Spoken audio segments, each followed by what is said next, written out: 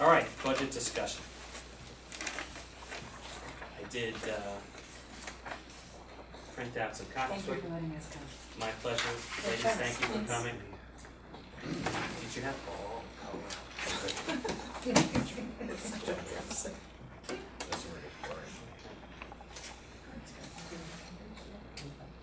It should be red though, right? Okay. You have one? Just- Okay. Thanks, everybody. Thank you. I'll send you one. Yeah, it's good. Okay. That Okay. way I can email them back and forth All right, about. thank you. Okay. Yep.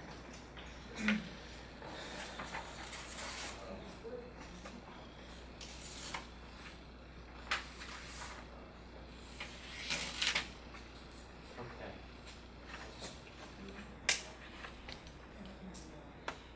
All right, just so we start off from our prior discussion, this will be the first of several meetings before we actually codify what our recommendation will be. We have a timeline where the Board of Finance is gonna meet in a couple weeks. We're probably gonna end up reviewing this tonight, going through, getting familiar with the line items. Jack, I've been doing it for a while. Alicia's had some opportunity, but it might have been some time since you Yeah, I'm sure I'll have a few questions. the opportunity to go through it. I think the best course of action here is to just go through it line by line, and then, maybe we could take it home with us, give it some thought, and then perhaps set up a special meeting to come back and consider, the specifics of the proposal rather than, going at it right here, right now. The budget as it looks right now with the entries that I put in really represents in large part all of the operational requests made by the individual departments. It includes Northwestern Regional 7 at their most recent proposal that I've got from Judy Palmer, and the most recent as of today for Dr. O'Reilly upstairs. Not that that's something that we're gonna, be able to make adjustments to. What page of the budget are you on? Page, general administration? I'm just looking at the summary page Oh, right now, summary page page. 2. Yeah. So, as it stands right now, in the terms of the as-is request budget, you're looking at a $22,524,935.82 budget. And what that means for everybody here is that if you were to look at the difference in the general operating budget on page 3, where it summarizes the existing departments, a 1.8% increase of general operations, which sum total of $84,159.62. As I said, this is something that I haven't really gone through and made adjustments to the department requests. I think that there's things that we obviously will consider and discuss as we go forward and move through the line items. But as you can see on the bottom side of the paper, through the individual line items, the vast majority of the increase is obviously associated with education, with $852,564, going towards that effort. The detail begins on page 4, on the top of the page, and why don't we just go through it right now. The town hall budget, which starts with the first selectman's salary, the contracts that we have in place for the town hall employees are 2.25%, which is what all elected officials, union, non-union town hall employees run at. As we get into, as you're aware, I informed you at our last meeting that we are subject to renegotiation on our department off a 3.66% contract. The 2.25% contract that we have is, that I negotiate, is the lowest that I could find in the town clerk's office. I don't know that there's been one that low, and I can't tell you how long. You know, most of they're 3-year deals, and most of them were 3.5–4%. So 2.25% represents a significant decrease in past practice. The last town hall contract was 3.6.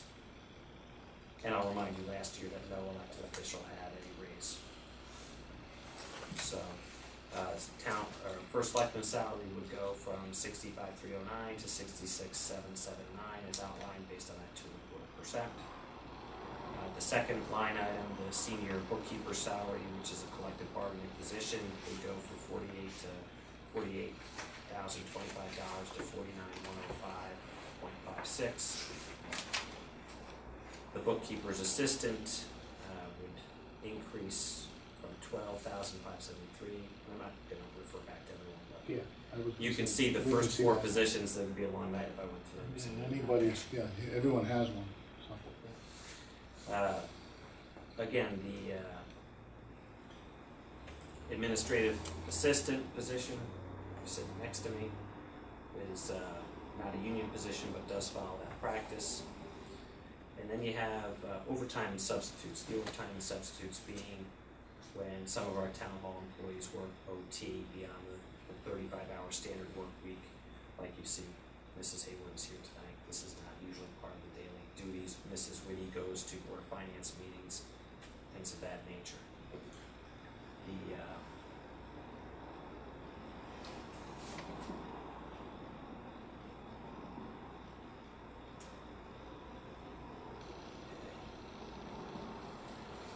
The town hall janitor, we have to take it there with that. That's not just salary there, that is also supplies.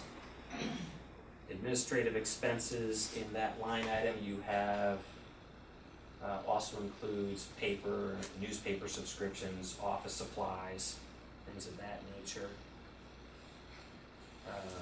Office equipment and supplies is mostly postage and the postage meter for the town offices. The copier lease, which we did get the old copier lease expired. Mrs. Hayward did her best to actually negotiate a new, better and different machine that actually does email and scanning for us at the same price, and also does color when we need it. So, and we also have software maintenance contracts in that line item also.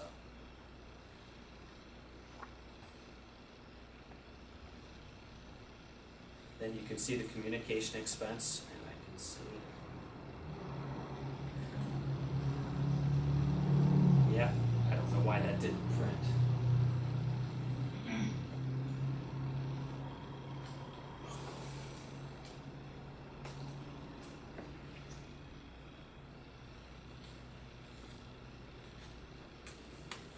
But obviously it's not a 0% increase. Town hall telephone is just what that is. And then town hall oil. Town hall electricity.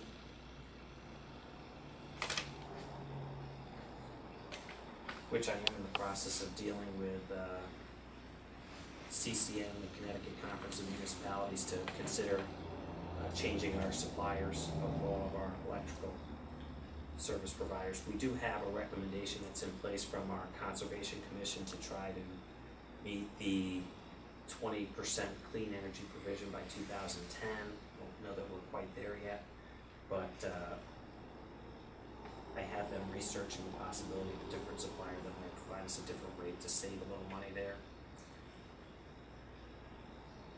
The other utilities we have,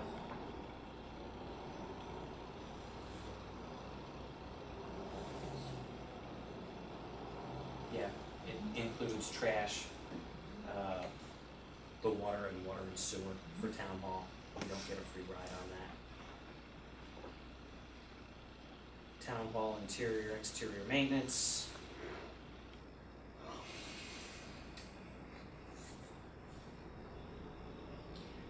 The liability, yeah.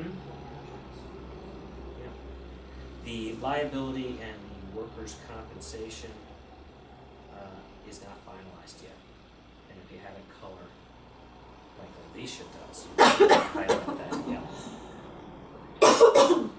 The pension plan, payment, like past years, the actual, we prorate the pension plan payment with the Board of Ed. The Board of Ed saw a significant increase this year. They went up about 22,000 or 23,000.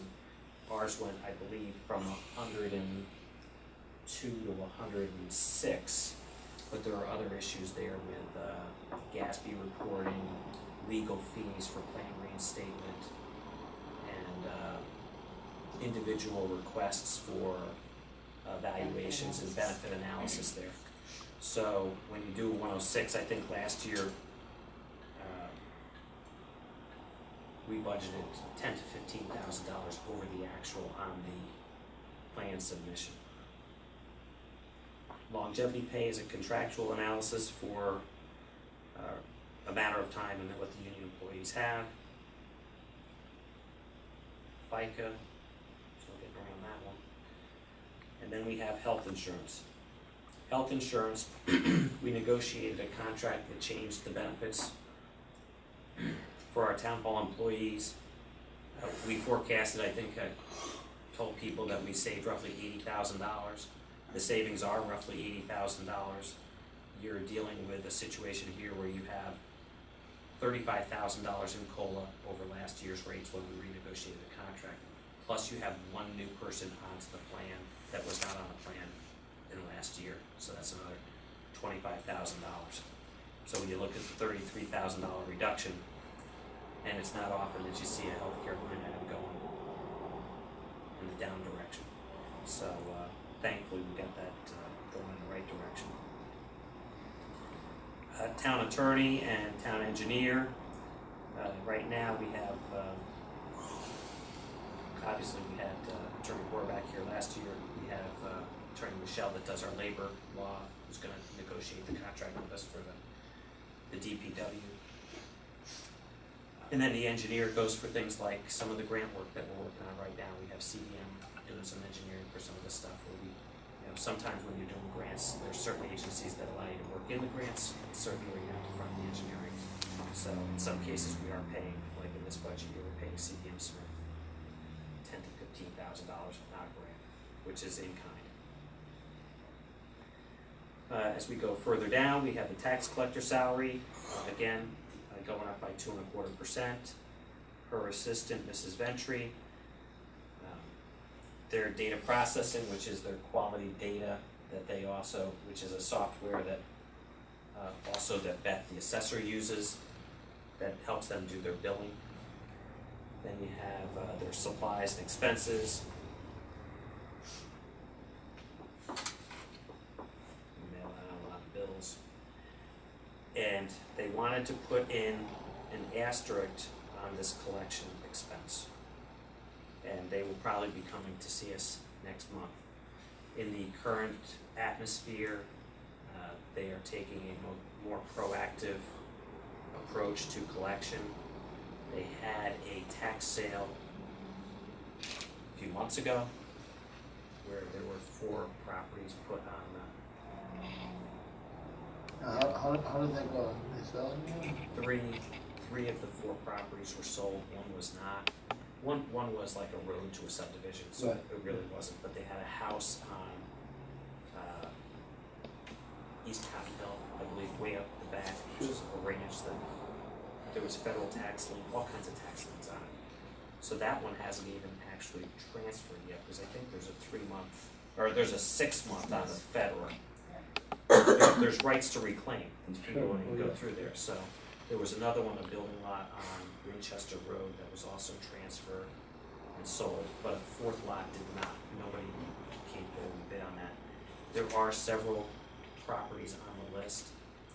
The way they went about it in their last sale, they hired a marshal who fronted the expenses and added a surcharge onto the price to get his fees. I don't know that they were entirely happy with the way the sale went in terms Sure. of the communication, this is not something they do every time. And I've asked them to research alternatives. They do believe that, there's the possibility of, a 5-figure line item here for sale expenses in the future. If the economy should stay in a depressed state and more people would fall into arrears, Linda would like to pursue this. Of course, my counsel to them was that the easiest, most affordable way is the system of marshals that carry the expenses, that get passed through to the buyers, because then the other taxpayers who are already covering the taxes for the town for the people that are unfortunately in arrears, it's kind of salt in the wound to have to pay for collection expenses on top. Yeah. But Linda is elected to do statutorily this function, and she wants to come in and discuss it with us. So she very well could be at our next meeting. They are talking to different marshals right now to see how that's going to go. But don't certain marshals cover certain areas, don't you have your territory? I believe they do. Yeah, so I don't think she'd be able to switch marshal, right? No, but there's more than one for different. Okay. So, okay, moving on to page 5. Any questions on page 4? Moving on to page 5.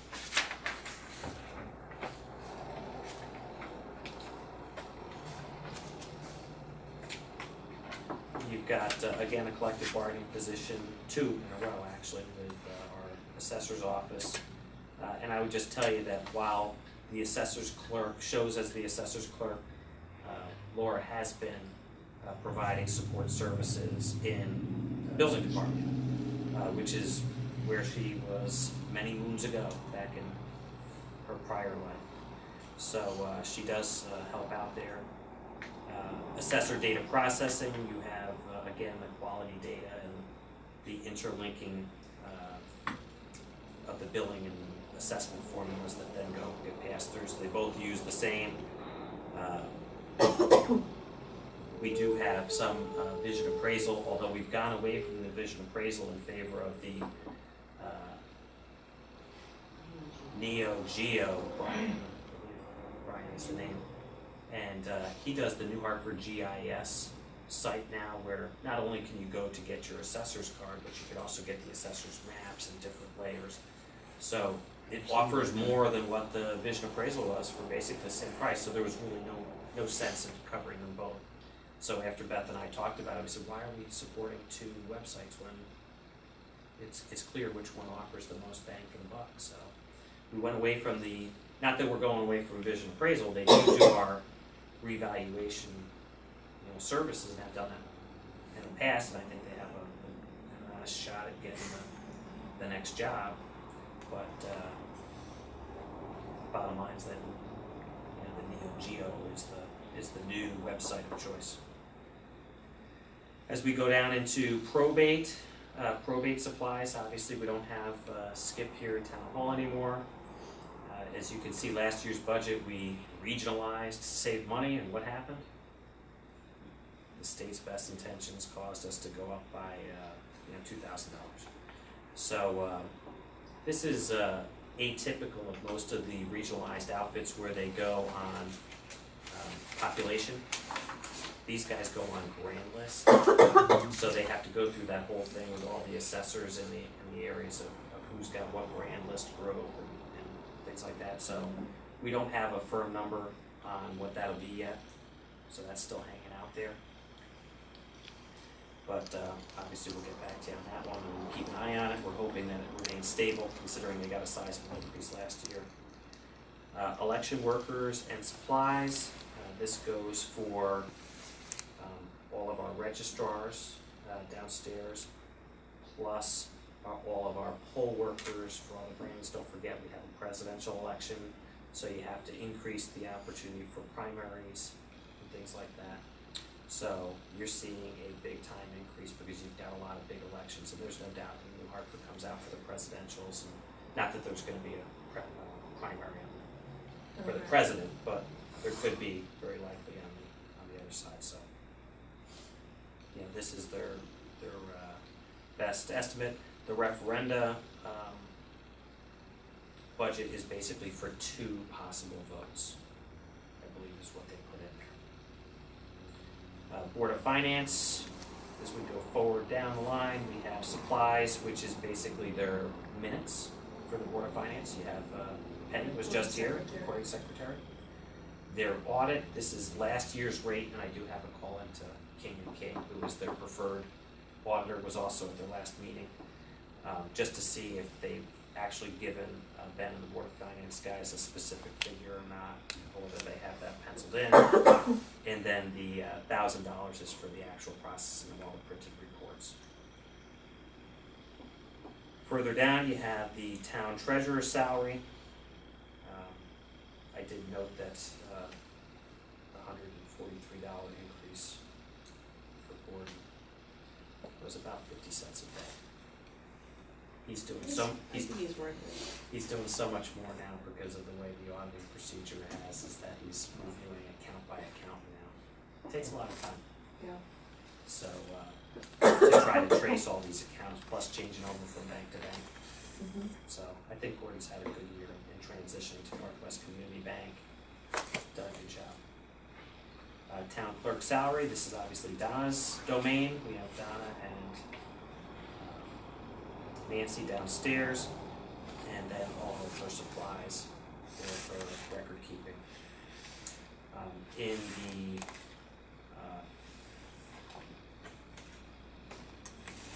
In her supplies, I think she carries roughly $600 for sub time from Debbie Vetri, who is cross-trained. So Debbie, you know, the big thing that we try to do here, as you can see by us moving Laura upstairs to the building department, is trying to get people to help out where needed, when needed, because we've definitely reduced staff over time and trying to cut costs of employment here in the down economy, and having Debbie being able to help Donna at times is worthwhile. Any question on page 5?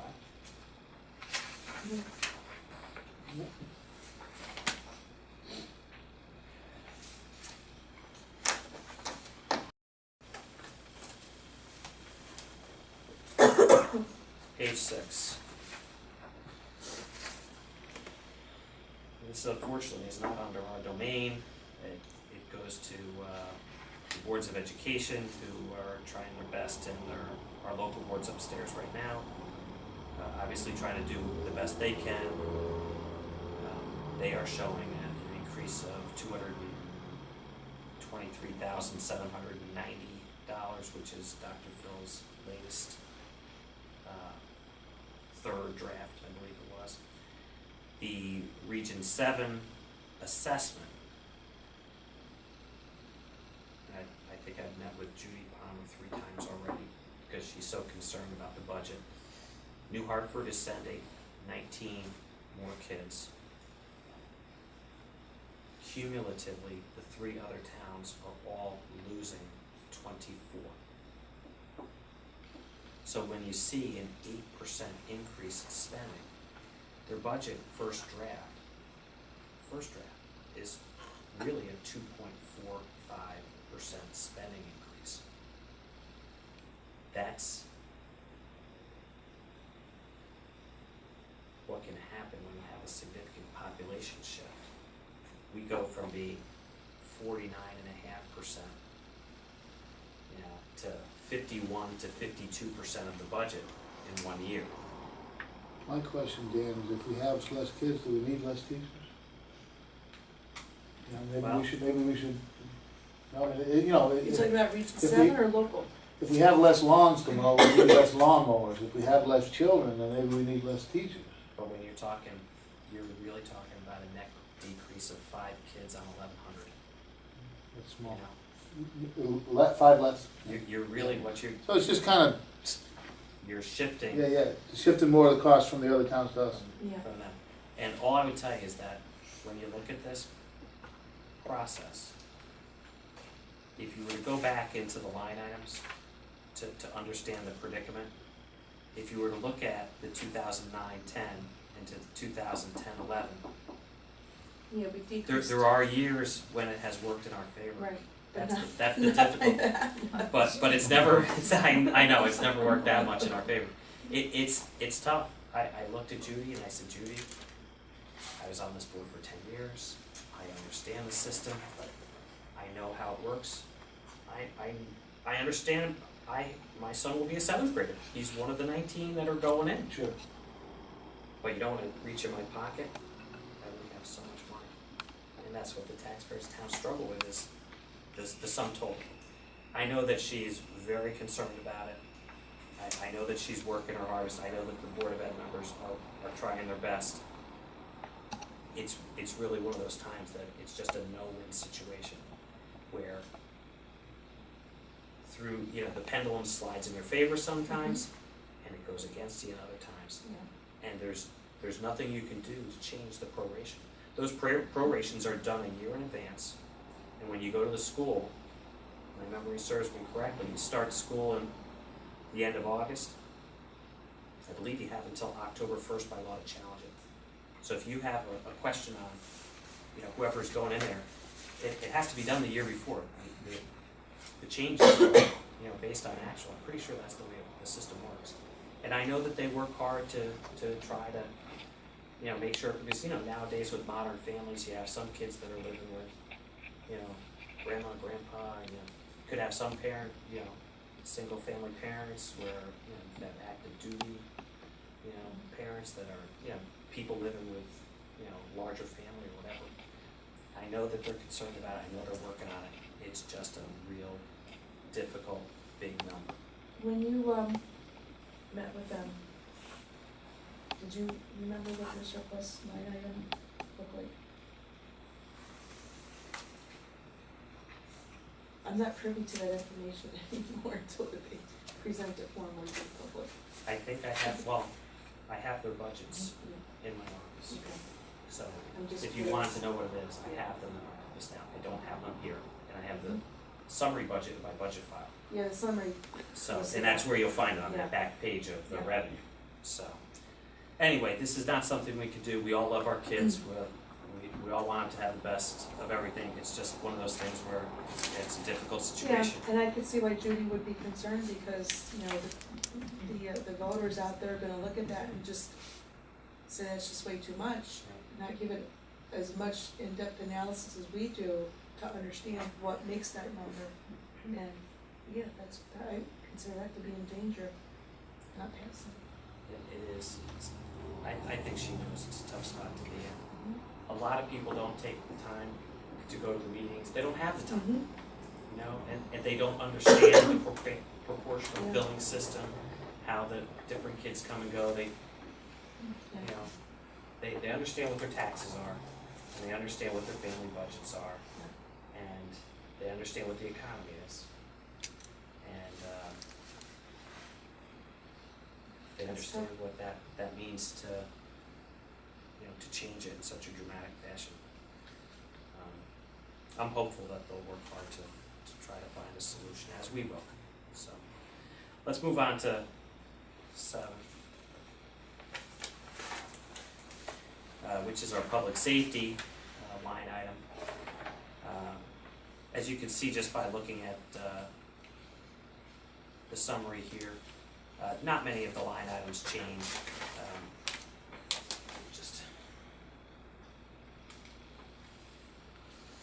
There we go. The big thing that stands out here, obviously, is that you have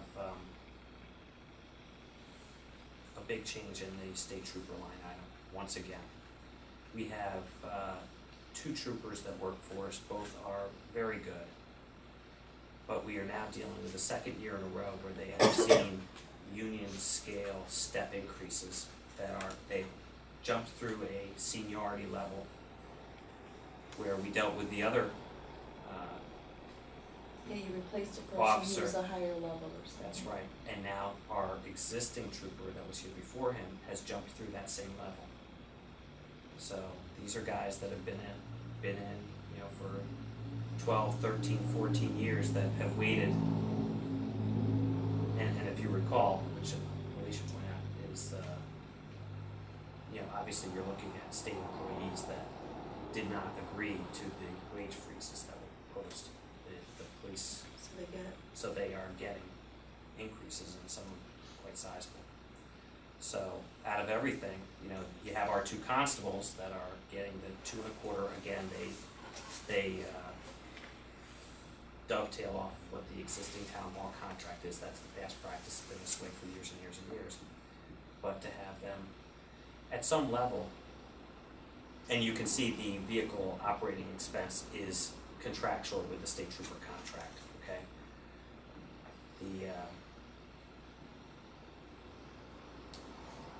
Which is another issue, because our cars are getting older, and our two officers have asked me to put in a request to them to see if we can at least have one of them upgrade. But again, 13,000 out of the 16,000 in the specifics of the police is specific to one employee. Kind of tough. As you go down the line item,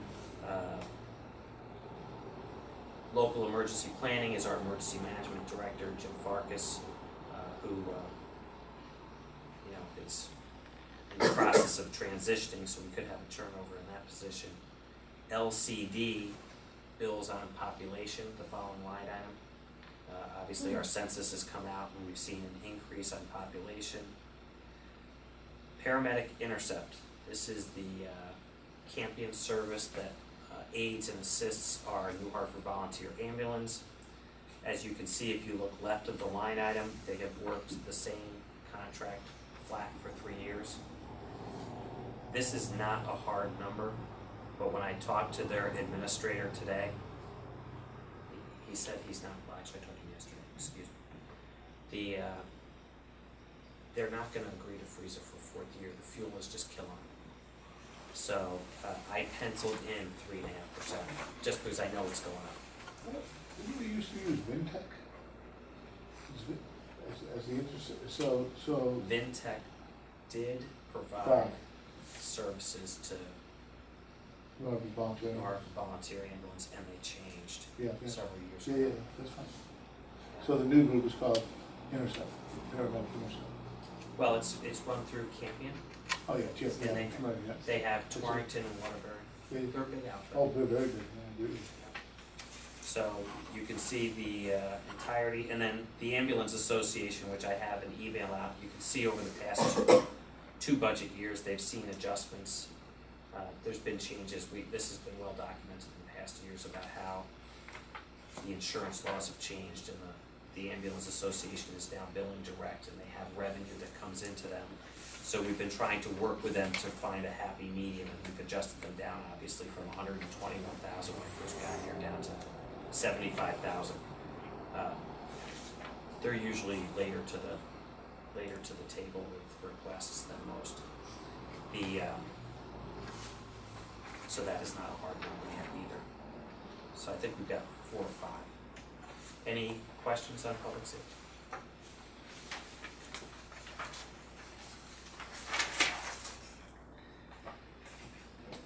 Okay, now you get into highway budget. You'll see some changes here.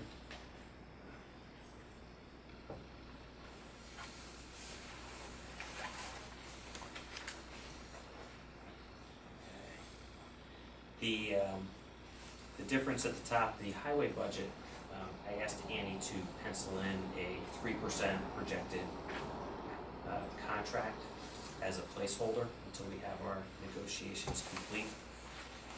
As you can see, we've documented, we've been working with our pension board to modify the contracts that we've done to go to 401ks. We have 2 employees that are pending that will come in once that paperwork is done and the new 401k system is finalized.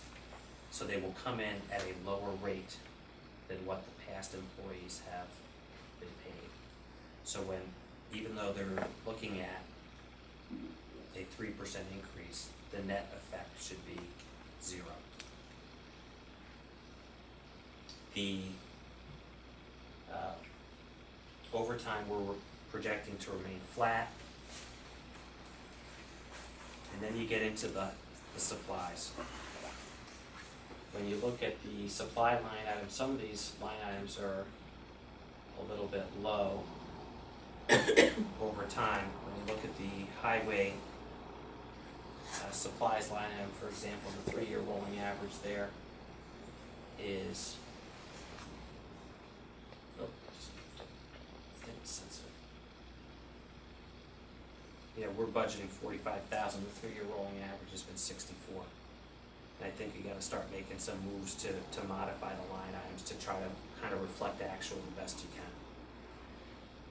Again, when you look at the equipment maintenance and repair line item, which had been at 58,000.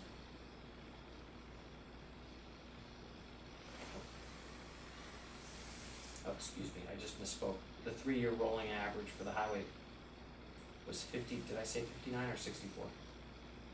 The 3-year rolling average was 59,000.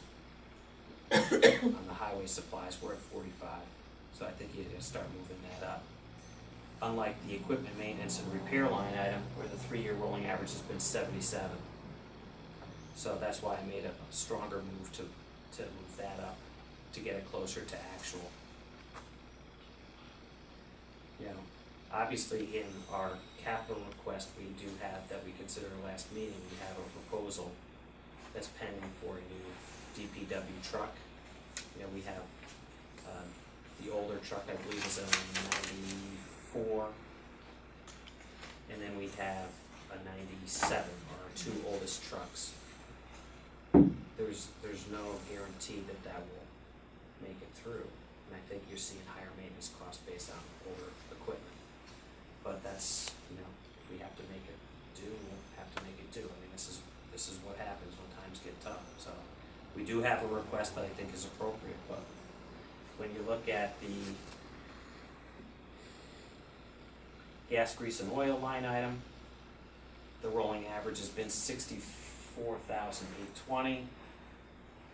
And you can see we've been budgeting at 56, and I tried to move that up to get that closer to reality.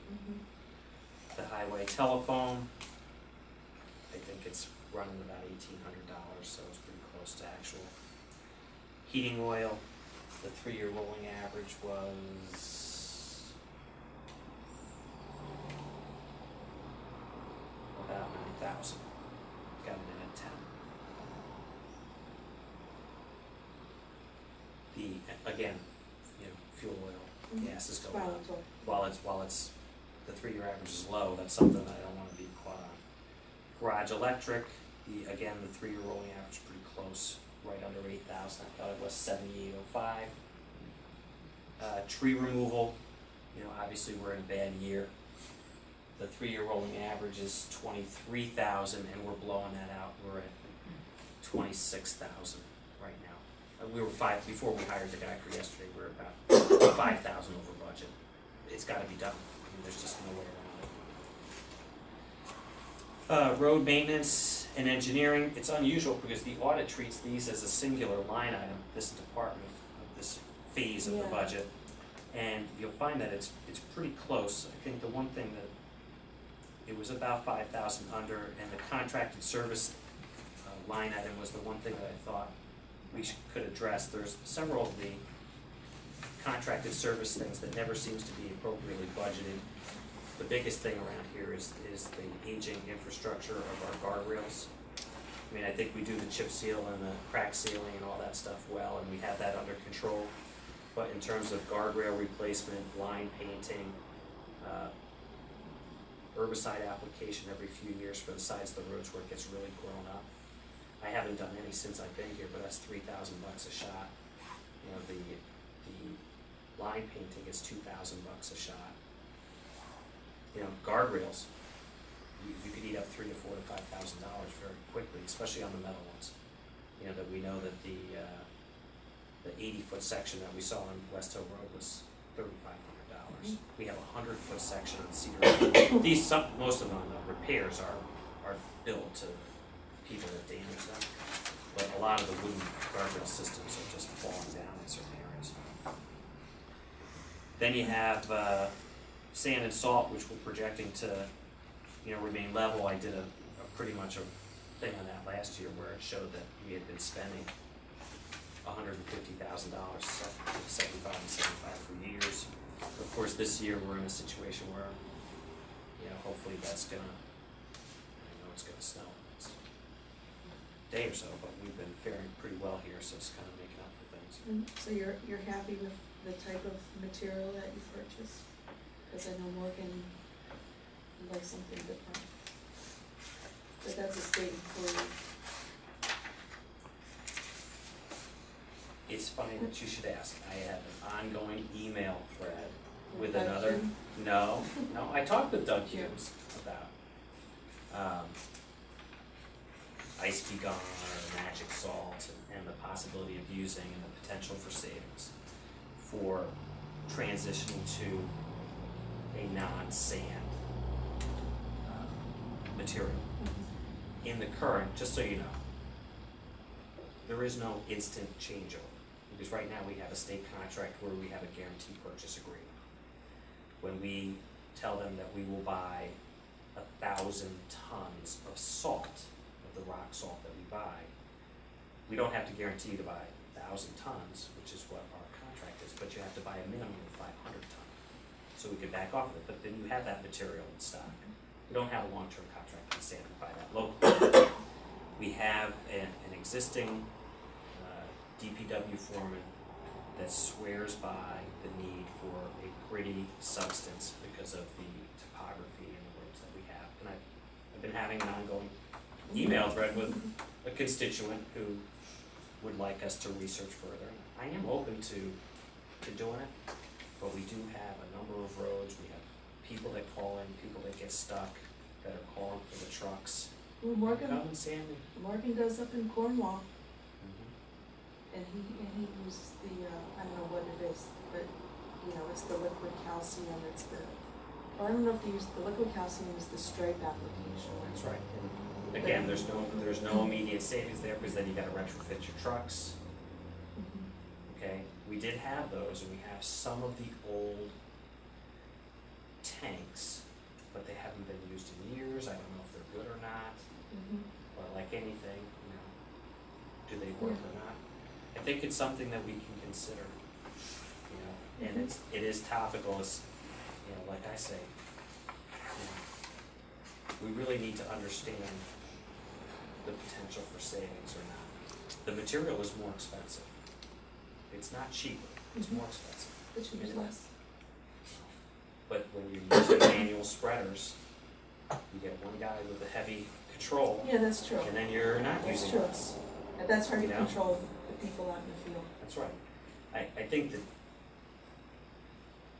there's value to looking at the possibility of change. I think we obviously spend a lot of money. This year it's not gonna be an issue because we're not gonna spend a lot of money in material. But if there's an opportunity there, I don't have an objection to researching it. I know that, you know, old habits die hard. We have a veteran crew, we have to retrain them on how to go about it. I think that the thing that's, you know, in favor of change is, you know, a lot of people change over. So people must see the value in possibly changing over. I'm not a person that can. But like I said, we have an existing contract to buy salt as it stands right now. But it would be a transition period. And maybe we could start looking at that over the summer, see what we have. And we probably got 500 ton left over in the garage up in Antolini. Right? That's where we keep our straight salt. We have sand mixed out here. We transport it. We hold all the salt up by Antolini and then on a blend and come down here. We don't keep anything at the DPW project. Everything is off the river for environmental reasons. But I think that's something to consider. So,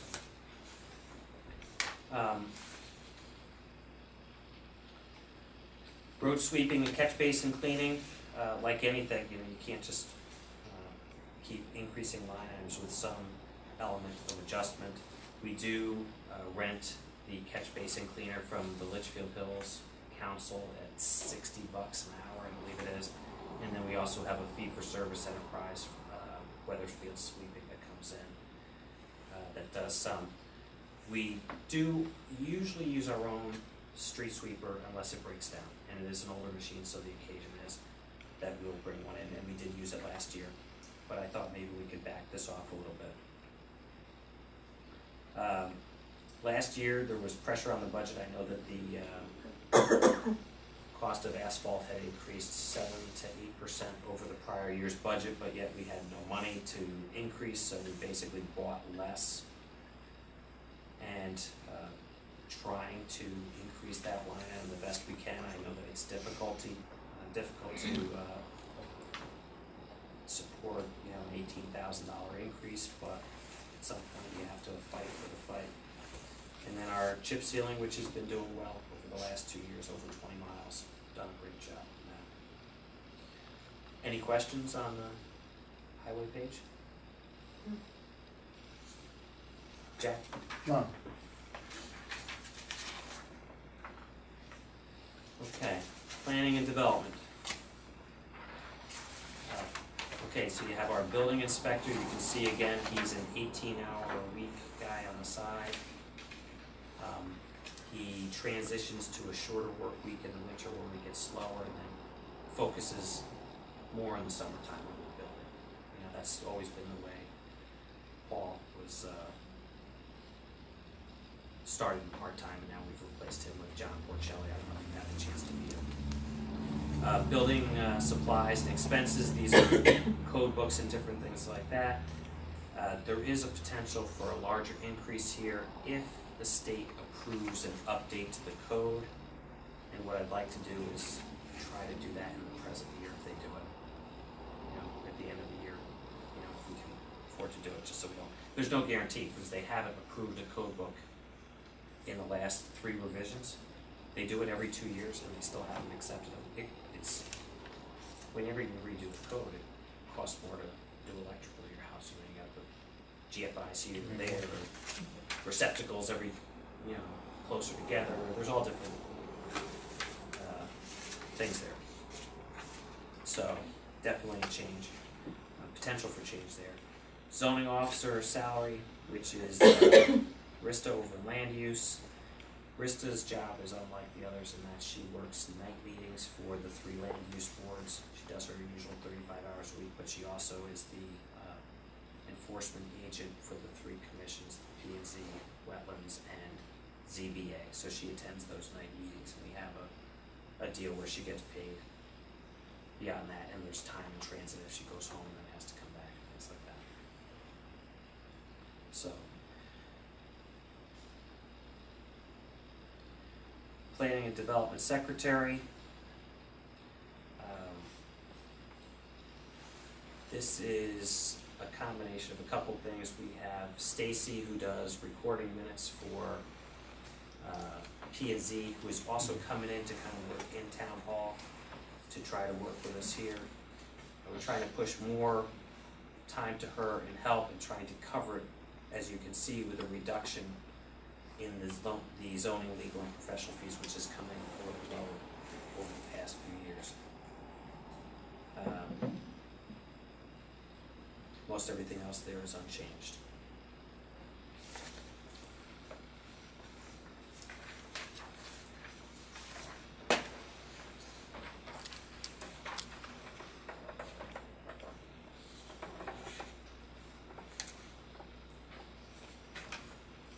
Libraries.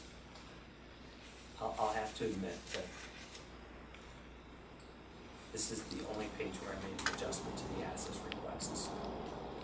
And both of the libraries are going through, the Beakley Library request was $4,000. They are doing everything they can do. They're having a thing at Flatbread for fundraisers. They try hard. They're having a nights at Beakley. They make an impassioned plea. There's subscriptions, and people coming in are, you know, going up. The economy's going down. People are using the library, but their donations are not what they were, and they're not for a lack of trying. They're trying like crazy to do it.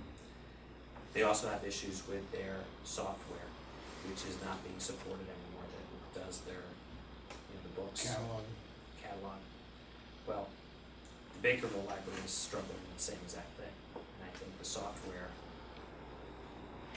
memory serves me when I talked to Mrs. Litchfield, is $7,000 or $8,000, which is the same for Beakley, which is struggling with that same thing.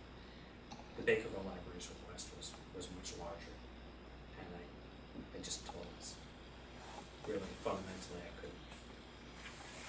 If you'd like to see the request from Rudolph, it's in my office, it's in the file, but it is much larger. Last year's recall, we put $4,000 into both, in just there was some construction things and different things they wanted to do, we put $2,000 into each. So again, like I said, this was honestly one area where it went away. I think the original request was 16 or 17,000 more, which was difficult.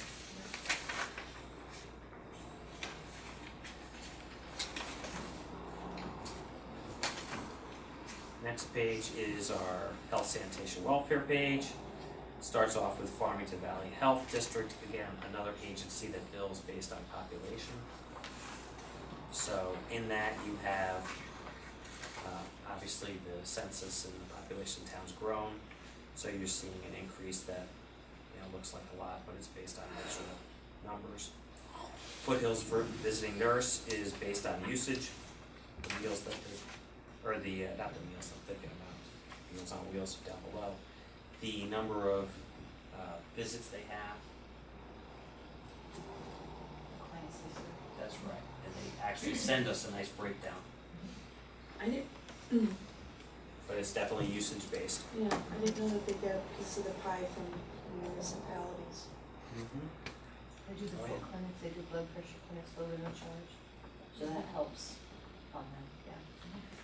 They do show the hourly rate and how many visits they do, and they project it all out based on their past history, so it's not like they're, giving you an estimate, it's pretty rock solid. Mm-hmm.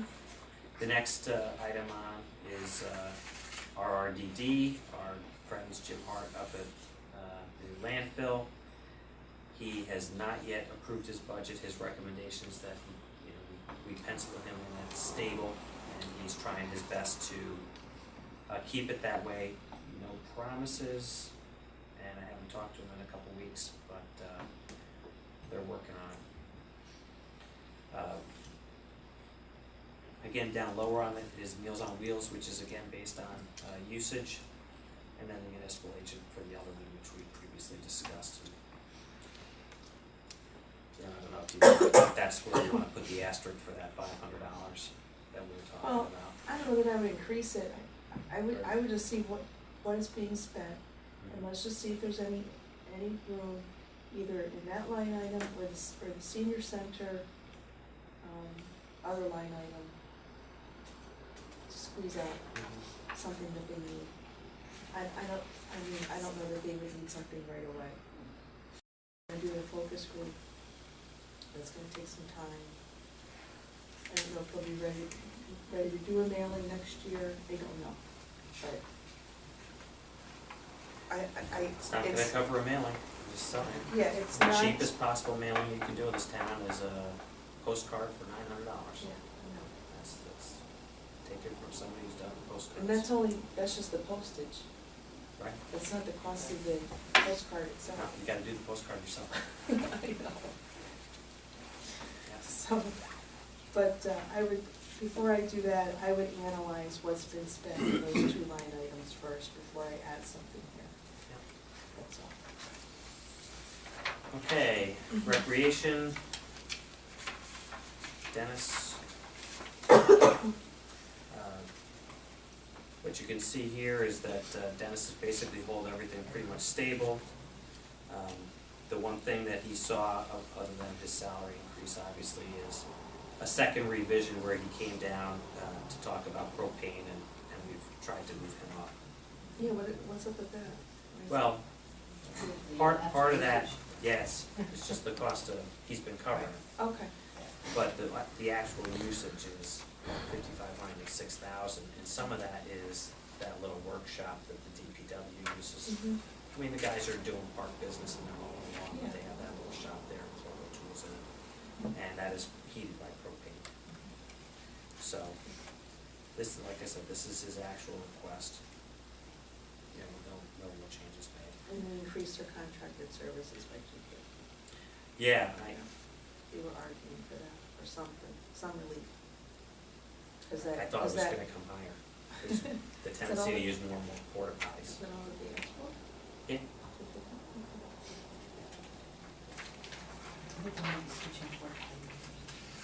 Oh, really? That's big news. Yeah, it was a low cost. Okay. The world of page 13 is our debt service. As you can see, there's a little column there after the specifics of the top half being interest and the bottom half being principal. To take any question out of, you know, what and when these things are due and payable. I've had them, Andy, put in the specifics of the debt service so you can see. And the interest in principal, the previously discussed Bakerville School project, which will be due and payable in September 2013. The next, which is in this year's budget, $106,250. Mhm. The next issue that would then expire after that would be the town hall river views. This was a discussion that we had in the meeting about the potential for refinancing our debt. And I called Dennis Dix, who does a lot of consulting for us, and there's really no opportunity for savings because several of these are set to expire, the two. You have one that only has 6 years left, and the one that's only got 2 years. The WWTB you just put out there, And that's very. you haven't even made your first principal payment on it. And it's very low interest rate. Right. That's- 3 1/4 for that. So the only thing that's really left on the table is the open space, and that's not an old debt. So, there's not a lot of opportunity there. Mhm. The good thing is we don't have a large amount of debt. Some of it's coming due. As you can see through the vagaries, all these payment schedules are set out to the end of the loan. So you can see that this year the pendulum is swinging in our favor. We're seeing a reduction of $14,925.01, mostly in interest.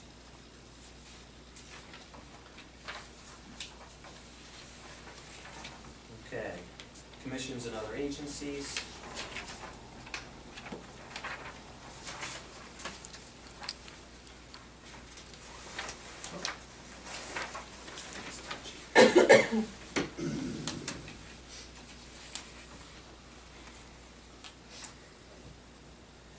Okay, the big thing here, as you can see, is we're really not increasing a lot of the commissions, is the seniors. Again, Jean has asked for a little bit of a request. The seniors get a stipend upstairs for their programs, which equates to roughly $9,400 of the total. And Jean's salary equals 20 hours a week. So she does see an increase there. And I think she asked for a little bit of an increase based on the cost of postage and a couple of her supplies that had gone up over time, but she's not asking for a tremendous amount. The only other line item. Are we increasing her pay at all in there? Yes. And the additional postage and supply? Right. So that's a combined. Mm-hmm. And then you have, the only other thing to see an adjustment on here is the Litchfield Hills Council of Elected Officials, which again goes prorated based on population. So they're seen as, they go prorated, but they do their annual own budget. They try to keep it as close to as they can. So that's Rick Lynn and all the 10 towns. We meet monthly, they meet here in January over here. And CCM continues to accept the 3,000? Told them I didn't have any money. No, but how long can you say that? As long as it's true. You know, Yeah. we don't. I wish we could afford more. Okay, then they have page 15, not really budgeted, is the capital that we dealt with at our last meeting, which has the endorsed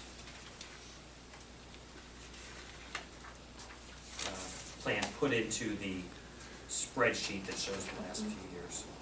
And what did, the capital subcommittee think of, did they have questions? Yeah, they said it was unlikely that we would get $310,500. Well, I agree that the Board of Finance would probably tell us to cut it. Did they have any specific questions on any individual project?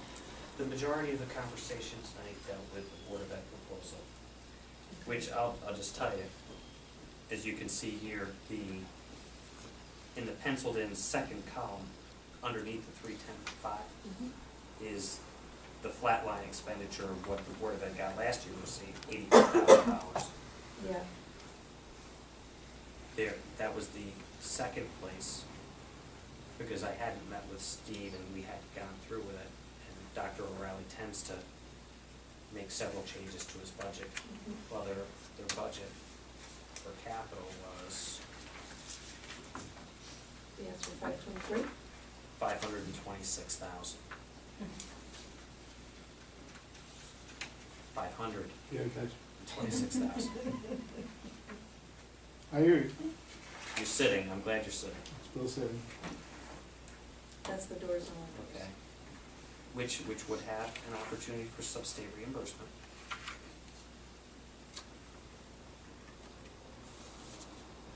That would be a difference of $441,000. So when you go back,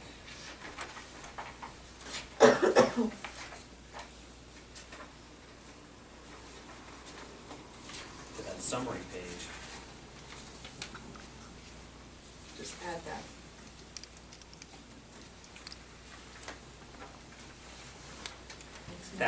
that would increase the total spending proposal to $1,423,298,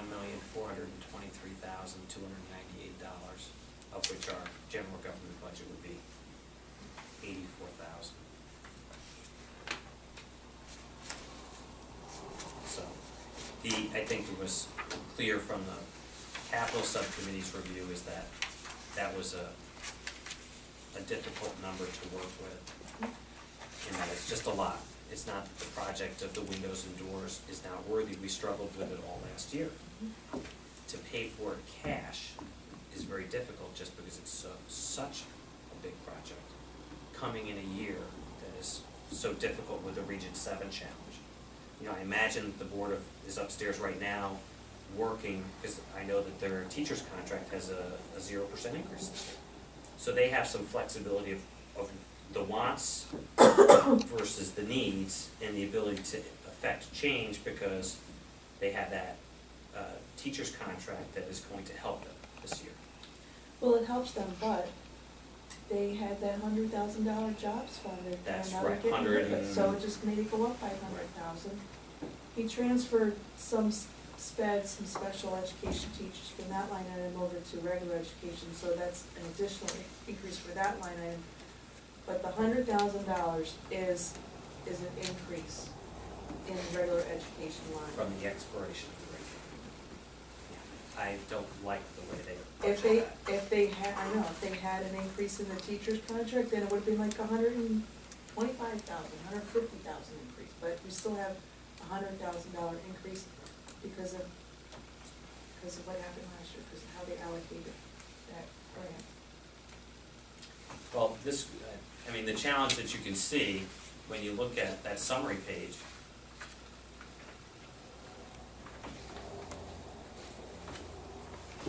if you can see what happened the last 2 years, this board in its prior incarnation was successful to keep the spending in the general government budget increased down to less than $2,000. I don't know that that's, you can't keep, it's nearly impossible, I won't say it's impossible, but it's nearly impossible to keep running zeros. No, you can't. But I think we've got our work cut out for us. I don't, tonight's not the night, we should go home and think about, you know, what we can do and where we can go. I think there's some things that are going for us. The healthcare line item is coming down, that's helping. The debt service is coming down, which is helping. You know? So I think we have some opportunities to work within the line items and make some we'll bring this budget down, to help, you know, work towards a budget that can gain passage by our constituents. Like I said, this is with a couple exceptions, this is basically what everybody asked for. It's the first draft, as you can see. Why don't we work towards setting up a meeting before the Board of Finance gets together, go home and check our schedules. I'll have Christine send out an email to check with your schedules, and we'll just do a budget-only workshop. One item agenda, budget. Well, hold on a second. Let's do two, if Mrs. Sheffield from tax collector wants to come up and talk about that one line item. That's budget. But, and we'll go through, again, after, take a few days to think about it, look at the line items, and we'll go back and we'll see.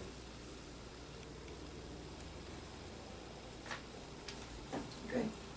Yep. Yeah, They meet on Tuesday also, second Tuesday, so we have some time. That's the 13th, and then the following Saturday is the first budget presentation. 17. So, Patty's if Day, we right? wanna try to make an adjustment or two to the budget, then we have the opportunity before we go and endorse budget. I think we should vote on accepting that operation budget before it goes to that. The Saturday meeting, or the Tuesday meeting? I think Tuesday.